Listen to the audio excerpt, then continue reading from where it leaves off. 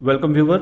और आज के इस इंट्रोडक्शन वीडियो में हम लोग एसक्यूएल के बारे में डिस्कस करेंगे, जहाँ पे हम लोग एसक्यूएल के बेसिक टर्मिनोलॉजी को समझेंगे। ओके, तो SQL, the full form of SQL is structured query language. ये एक प्रोग्रामिंग लैंग्वेज है जिसका यूज़ हम लोग डेटाबेस से डेटा को इंसर्ट करने के लिए, अपडेट करने के लिए, डिलीट करने के लिए यूज़ करते हैं। ओके, तो बेसिकली हम लोग यहाँ पे कमांड लिखते हैं जिसके थ्रू हम लोग डेटाबेस के साथ इंटरेक्ट करते हैं और वहाँ पे वेरियस ऑपरेशंस को परफॉर्म करते हैं। तो मेरा जो माई एसक्यूएल का जो मोटिव है, वो मेरा मेन मोटो ये रहता है कि हम लोगों को टेबल को डिज़ाइन करना। जैसे कि ये टेबल आपके सामने 2 डायमेंशनल टेबल है, एक ये स्टूडेंट टेबल। हम लोग को मेनली टेबल डिज़ाइन करना रहता है एसक्यूएल में। ओके, तो सबसे पहले तो आपको डेटाबेस डिज़ाइन करना पड़ेगा। ओके, पहले क्या करना पड़ता है, हम लोग को डेटाबेस डिज़ाइन करना पड़ता है। उसके बाद इनसाइड डेटाबेस हम लोग क्या डिज़ाइन करते हैं, टेबल को डिज़ाइन करते हैं। जब डेटाबेस का डिज़ाइन कंप्लीट हो जाएगा तब हम लोग टेबल को डिज़ाइन करेंगे। और inside one database we can create various table. Suppose मेरे पास एक डेटाबेस है एससीआई, इसके हम लोग बहुत सारा टेबल को डिज़ाइन कर सकते हैं। Table T1, table T2, table T3। सो अभी आपके लिए ये सब एक अननोन टर्म है। जब हम लोग डिज़ाइन करेंगे तो फिर समझ में आ जाएगा कि ये डेटाबेस कैसे डिज़ाइन करते हैं और टेबल्स को कैसे डिज़ाइन करते हैं। अभी हम लोग बेसिक टर्म को समझ लेते हैं। तो डेटाबेस में मेनली हम लोग को डिज़ाइन क्या करना है, टेबल जो आपके सामने है, स्टूडेंट टेबल। ओके, तो टेबल जो होता है वो 2 डायमेंशनल होता है, रो और कॉलम के फॉर्म में डिवाइड होता है। इधर वाले पार्ट को हम लोग रो बोलते हैं, दिस इज कॉल्ड रो। और जो अपर से हम लोग ले रहे हैं ये, इसको हम लोग कॉलम बोलते हैं। तो कोई भी टेबल जो है मेरा रो और कॉलम में डिवाइड होता है। Okay, Aadhaar number, name, date of birth and state, these are known and attribute. जो भी फील्ड होते हैं जैसे Aadhaar number, name, date of birth, state, इसको हम लोग क्या बोलते हैं, attribute. These are known as attribute, ATT। So mainly the column of the table refers to the attribute. जो भी कॉलम होगा वो एट्रीब्यूट को रेफर करेगा। ओके, तो टेबल क्या होता है, ये एक स्टैंडर्ड तरीका है। आप यहाँ पे लिख सकते हैं टेबल का नाम, टॉप लेफ्ट साइड टॉप पे टेबल का नाम लिखा जाता है। तो जब भी आप टेबल को कॉपी पे आंसर में सीट पे लिखेंगे तो टॉप पे ही लिखिएगा। और ये जो Aadhaar number, name, date of birth है, इसको हम लोग एट्रीब्यूट बोलते हैं। जो भी डेटा इसमें हम लोग इंसर्ट किए हैं, जैसे कि 11, 22, 33, 44, these are known as tuple. इसको हम लोग क्या बोलते हैं, ये इस डेटा को हम लोग टपल बोलते हैं, tuple. These are known as tuple. इसको हम लोग रो भी बोलते हैं और रिकॉर्ड भी बोलते हैं। ठीक है, तो इसको हम, ये जो 11, 22, 33, 44 यूनिक डेटा जो हम लोग इंटर किए हैं 1 by 1, इसको हम लोग टपल भी बोलते हैं, रो और record. Okay, so the column is known as attribute, okay, and the row is known as tuple or record। okay, तो जो रो होता है उसको हम लोग क्या बोलते हैं, टपल बोलते हैं, टपल और रिकॉर्ड। और जो कॉलम का पार्ट होता है उसको हम लोग एट्रीब्यूट बोलते हैं। और टेबल नेम तो मेरा दिया रहता है जो कि स्टूडेंट है। तो नेक्स्ट, सो दिस इज़ और टेबल स्टूडेंट। यहाँ पे हम लोग को पता करना है कि इस टेबल का डिग्री क्या है और कार्डिनलिटी क्या है। Okay, so the degree of table is the number of at column in a given table. आपको जो टेबल दिया गया उसमें टोटल नंबर ऑफ जो आपका ये होगा कॉलम, उसको हम लोग क्या बोलते हैं, डिग्री ऑफ टेबल। तो यहाँ पे कितने कॉलम है, 1, 2, 3, 4। सो दीज आर कॉलम और एट्रीब्यूट ऑफ द टेबल। तो इसका आंसर कितना हो जाएगा, 4। तो degree means total number of attribute in your table, तो उसको हम लोग डिग्री बोलते हैं। Cardinality means total number of row और टपल और रिकॉर्ड। रो और टपल्स और record in a table is known as cardinality. तो कार्डिनलिटी कितना है उसको हम लोग को इधर से काउंट करना पड़ेगा, 1, 2, 3। So the cardinality of table is 3। तो इस टेबल का कार्डिनलिटी कितना हो जाएगा, 3, और इसका डिग्री कितना हो जाएगा, 4। तो ये एक टर्मिनोलॉजी है, इसको हम लोग को समझ लेना है कि डिग्री क्या होता है और कार्डिनलिटी का मतलब क्या होता है। इसको हम लोग फर्दर जब प्रोग्रामिंग करेंगे तो वहाँ पे हम लोग इसका यूज़ करेंगे। Okay. Now we know the definition of relation. So relation and table both are same. Relation and table, कहीं पे हम उसको रिलेशन बोलते हैं और कहीं पे टेबल बोलते हैं. ओके, तो जब सपोज आपने टेबल बोला है तो इसको क्या बोलेंगे हम लोग? रो, एक स्टैंडर्ड डेफिनेशन में रो. और जब आपने इसको रिलेशन बोला है, suppose this is relation student, उस केस में इसको हम लोग क्या बोलेंगे? टपल. ये उनका मैपिंग है. तो जब आप रिलेशन बोलेंगे तो जो भी रो है उसको हम लोग क्या बोलेंगे? टपल बोलेंगे. और जब टेबल बोलेंगे तो रो को क्या बोलेंगे? रो या रिकॉर्ड भी बोल सकते हैं. ओके, ऐसा नहीं है कि टेबल में टपल को ऐड कर दिया. So student table have 5 tuple. No, we can not say like this. We can say student table have 5 row, student relation have 5 tuple. ऐसा नहीं बोल सकते कि स्टूडेंट रिलेशन हैव 5 रो. ऐसा लिख सकते हैं बट लॉजिकली ये रॉन्ग होता है. ओके, तो डेफिनेशन क्या है हमारे रिलेशन का? रिलेशन इज रिलेशन और टेबल बोथ आर सेम. यहाँ पे भी हम लोग ब्रैकेट में कर लिए हैं. A relation storing logical related data. What is the meaning of this line? Logical related data means all the data are logically linked. यहाँ पे क्या है? सारा डेटा एक दूसरे से लिंक है. हमने जितना इन्फॉर्मेशन कुणाल से लिया है उतना ही इन्फॉर्मेशन हमने राम से भी लिया है, उतना भी इन्फॉर्मेशन हमने श्याम से भी लिया है. ओके, कहने का मतलब जब आप बैंक में आधार, सपोज बैंक में जब आप अकाउंट ओपन करने जाते हैं तो चाहे वो कोई भी पर्सन हो, है ना, either he is a politician और टीचर और स्टूडेंट, बैंक वाले क्या करते हैं? सेम इन्फॉर्मेशन ही उनसे लेते हैं. ओके, उनको आधार कार्ड देना होगा, उनको अपना पैन कार्ड देना पड़ेगा, उनको नाम अपना लिखना पड़ेगा, डेट ऑफ बर्थ, और उसके लिए जो वैलिड प्रूफ चाहिए वो भी हमको देना पड़ता है. तो जैसे कि ये स्टूडेंट टेबल है, तो इस स्टूडेंट टेबल में हम लोगों के पास टोटल 4 फील्ड है, 4 एट्रीब्यूट है: Aadhaar number, name, date of birth and state. तो मैंने इन तीनों से सेम डेटा लिया. So this data are what? This data are logically linked. मैंने लॉजिकली उनसे 4 डेटा लिया जो कि हमको आगे प्रोसेस करने में ईजी होगा. Okay, so data must be atomic.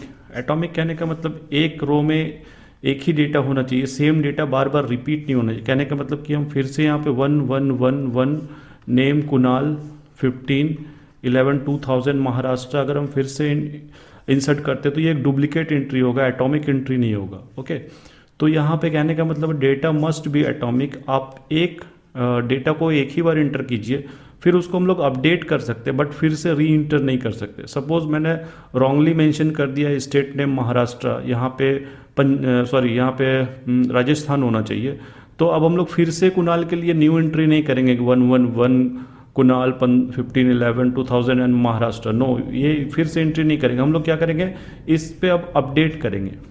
जब भी आप एसक्यूएल में क्वेरी करेंगे तो एक बात को हमेशा दिमाग में रखना है कि हम लोग को डेटा इंसर्शन 1 टाइम करना है, उसके बाद हम लोग को उसमें अपडेट करना है. ओके, अपडेट हम कितने भी टाइम्स को कर सकते हैं, राइट? जैसे कि जब आप लोगों ने आधार कार्ड बनवाया होगा तो अगर आपके आधार कार्ड में कुछ मिस्टेक आ रहा है तो आप उसको अपडेट करते हैं. ऐसा नहीं कि फिर से न्यू आधार कार्ड के लिए आप अप्लाई कर देंगे, नहीं तो क्या हो जाएगा? आपका डुप्लीकेट एंट्री उनके पास चला जाएगा, 2 एंट्री हो जाएगा आपका, जो कि अलाउ नहीं है. ओके, तो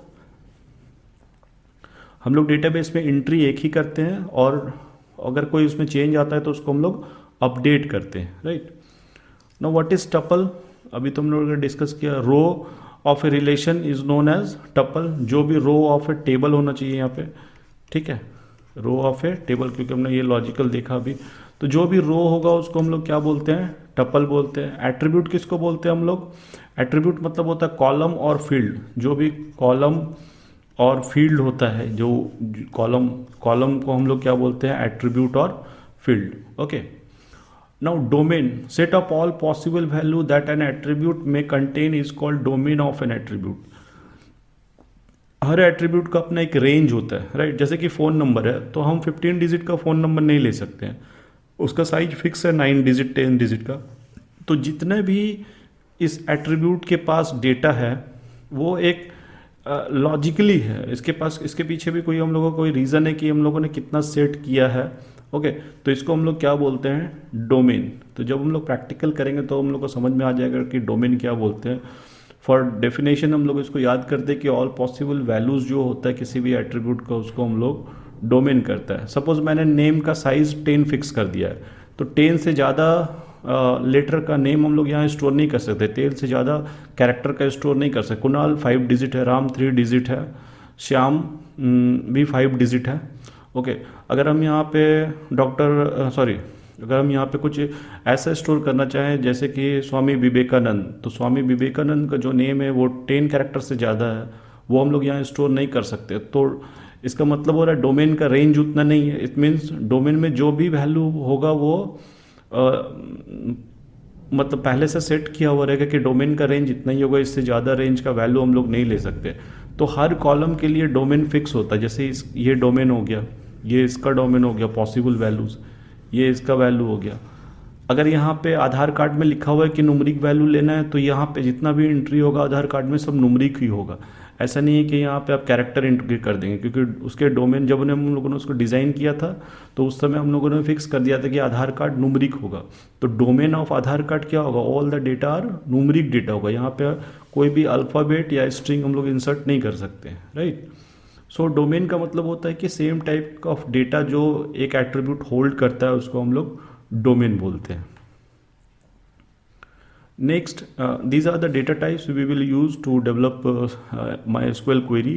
ओके, तो अगर आपके पास स्ट्रिंग डेटा है, स्ट्रिंग कहने का मतलब सपोज जैसे मैंने कुणाल एंट्री किया था, तो ये एक स्ट्रिंग है। तो इसके लिए हम लोग क्या क्या यूज़ कर सकते हैं? कैरेक्टर भी यूज ले सकते हैं, वैरकर भी ले सकते हैं और वैरकर 2 भी ले सकते हैं। इनमें क्या डिफरेंस है वो हम लोग फर्दर वीडियो में देखेंगे।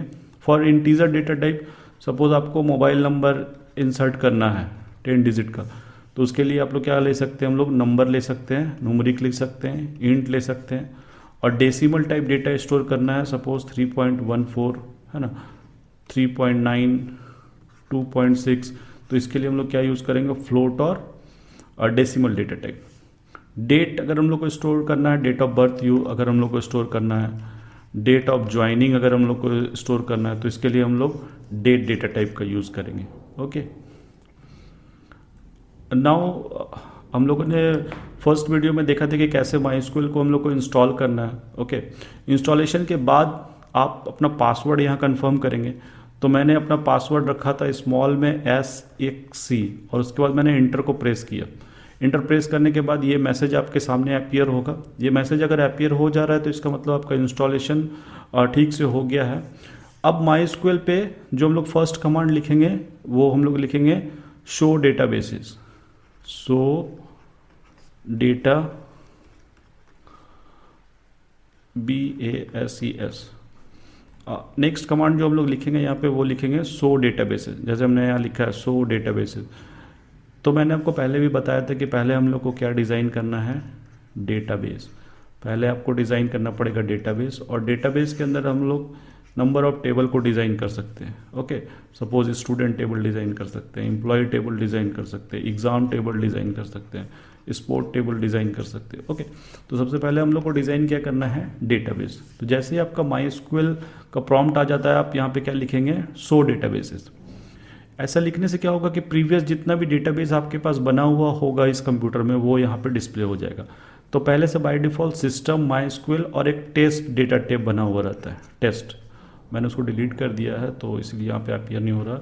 जब आप करेंगे फर्स्ट टाइम तो यहाँ पे 3 डेटाबेस आपको मिलेगा, information schema and MySQL and test data type. Okay, 2 row affected ऐसा लिखा हुआ शो डेटाबेसेस। जब आप शो डेटाबेस करेंगे तो जो प्रीवियस डेटाबेस है वो आपके सामने डिस्प्ले हो जाएगा। नेक्स्ट कमांड क्या आपको यूज़ करना है? फर्स्ट कमांड आपको ये यूज़ करना है, शो डेटाबेसेस। फर्स्ट कमांड आपको यूज़ करना है शो डेटाबेसेस। नेक्स्ट कमांड, अगर हम लोग को अपना डेटाबेस क्रिएट करना है, जैसा कि मैंने आपको पहले बताया कि हम लोग को डेटाबेस के अंदर ही टेबल डिज़ाइन करना है, तो मैंने डेटाबेस का नाम क्या रखा है? साइंस, कैपिटल स्मॉल जैसा मन करे आप रख सकते हैं, SCI। तो उसके लिए सेकंड कमांड हम लोग क्या यूज़ करेंगे? Create database science semicolon. तो जब आप क्रिएट डेटाबेस साइंस क्वेरी को एग्जीक्यूट करेंगे तो अगर ये कोई स्पेलिंग आपने सही लिखा हो तो ये लाइन अपीयर होगा, क्वेरी ओके 1 रो इफेक्टेड। उसके बाद फिर से जब आप शो डेटाबेसेस करेंगे, शो डेटाबेसेस का मतलब है कि जितने भी सिस्टम में डेटाबेस है बना हुआ है उसको रिट्रीव करके आपके सामने उसको डिस्प्ले करना। तो पहले जब हम लोगों ने किया था हम लोगों के पास 2 ही डेटाबेस था, information scheme and my SQL. और अभी हम लोगों ने कमांड लाइन 2 को जब एग्जीक्यूट किया तो यहाँ पे एक न्यू डेटाबेस ऐड हो गया SCI। ओके, तो हम लोगों ने SCI डेटाबेस को सक्सेसफुली क्रिएट कर लिया है इस वीडियो में। नेक्स्ट, अगर हम लोग को इस डेटाबेस को यूज़ करना है, सपोज ऐसा भी तो हो सकता है कि जब आप 100 डेटाबेसेस करेंगे तो यहाँ पे साइंस नाम का हो, आर्ट्स के नाम का हो, है ना, कॉमर्स के नाम का डेटाबेस हो, आप क्रिएट कर सकते हैं। और उसके लिए सेम कमांड लिखना है, command number 2, create database science, create database arts, create database commerce, create database BCA, okay, create database MCA। Suppose इतना सारा डेटाबेस आपके MySQL में है और आपको SCI में वर्क करना है, तो उसके लिए आप क्या यूज़ करेंगे, यूज़ SCI।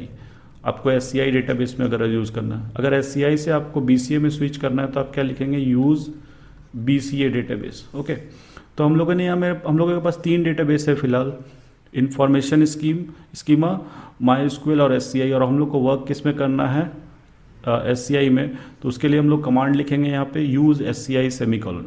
तो जब हम लोग यूज़ SCI सेमीकोलन लिखेंगे तो इससे क्या हो जाएगा कि डेटाबेस चेंज हो जाएगा और हम लोग अपने डेटाबेस SCI में आ जाएंगे और SCI पे हम लोग टेबल क्रिएट करना स्टार्ट करेंगे। ओके, तो SQL में मेरा मोटिव यही रहता है कि हम लोग को टेबल डिज़ाइन करना है। और टेबल किसके अंदर डिज़ाइन होगा, डेटाबेस के अंदर। ओके, तो सबसे पहले तो हम लोगों ने डेटाबेस डिज़ाइन कर लिया।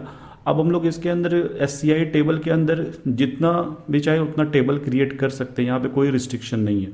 ओके, बट आपको आपका डेटाबेस पता होना चाहिए। जैसे कि मैंने यहाँ बता दिया कि आपने बहुत सारा डेटाबेस बना सकते हैं, science, arts, commerce, BCA, BBA, but आपको नोट होना चाहिए, आपके पास लिखा हुआ होना चाहिए कि आपने किस डेटाबेस के अंदर कौन सा टेबल बनाया है। ओके, और बार बार आपको बनाने का ये ज़रूरत नहीं है डेटाबेस। आप जब इसको ऑफ करेंगे और क्विट कर जाएंगे जब आप MySQL से, फिर से अगर आप 100 डेटाबेस करेंगे तो आपको SCI डेटाबेस मिलेगा पहले से। ओके, नेक्स्ट टाइम जब आप कंप्यूटर को MySQL को ऑफ करके फिर से ऑन करेंगे तो भी आपके सामने SCI का डेटाबेस रहेगा आपके सिस्टम में। तो ये था हमारा इंट्रोडक्शन। यहाँ पे हम लोगों ने बेसिक टर्मिनोलॉजी को समझा। अगर आपको समझ में आया तो ठीक है, लेकिन जब हम नहीं तो फिर हम लोग प्रैक्टिकल करेंगे तो 110% सारा डेफिनेशन और जो भी हम लोगों ने यहाँ डिस्कस किया है सब समझ में आना है आपको। अभी बस आपको इस टर्म से थोड़ा सा फैमिलियर हो जाना है कि किसको हम लोग क्या बोलते हैं, फील्ड किसको बोलते हैं, एट्रीब्यूट किसको बोलते हैं, डेटाबेस किसको बोलते हैं, कमांड्स क्या क्या, और जो भी मैंने कमांड लिखा है इसको आप नोट कर ले। ओके, मैंने अभी तक 3 कमांड के बारे में यहाँ डिस्कस किया, create database, okay, so databases and use databases. Okay, thank you for watching.